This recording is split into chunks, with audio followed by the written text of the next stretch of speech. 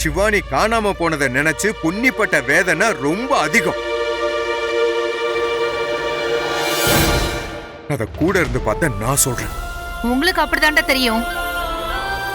அவ எவ்வளவு பெரிய தப்பு பண்ணாலும் உங்களுக்கும் உங்க அப்பாவுக்கும் அவதான் வசதி.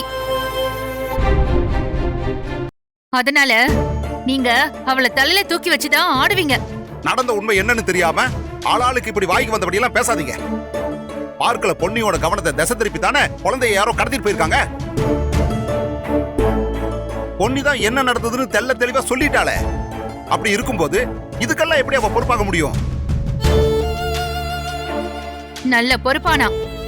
ஒருவேளை இவளே ஆளை வச்சு கடத்திட்டு இப்ப நல்லவ மாதிரி அவங்க கிட்ட இருந்து குழந்தைய காப்பாத்தி கூட்டிட்டு வந்திருக்கலாம்ல.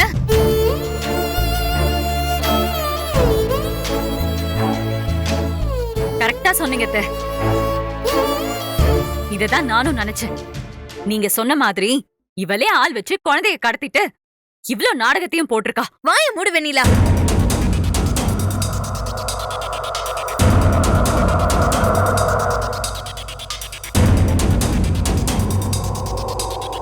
யார் மேல என்ன பழி சுமத்துற?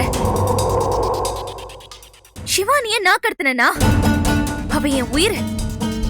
சின்னதா அவ மேல தோசை துரும்பு கூட பட விடாம பாத்துக்கிறவனா? நான் போய் இப்படி எல்லாம் சிவானிய கஷ்டப்படுத்தணும்னு ஒரு நாளும் நினைச்சதில்ல. ஏய், சும்மா நடிக்காதடி. உன்னை பத்தி எங்க எல்லாருக்கும் நல்லா தெரியும். சுந்தரண்ண மேல இருக்கிற கோவத்தினாலதான் வேணும்னே நீ இப்படி எல்லாம் பண்ணிருக்க. உன்னாலதான் சிவானி இப்படி எல்லாம் கஷ்டப்பட்டிருக்கா. வெண்ணிலா, இதுக்கு மேல ஒரு வார்த்தை பேசுன அப்புறம் நல்லா இருக்காது சொல்லிட்டேன்.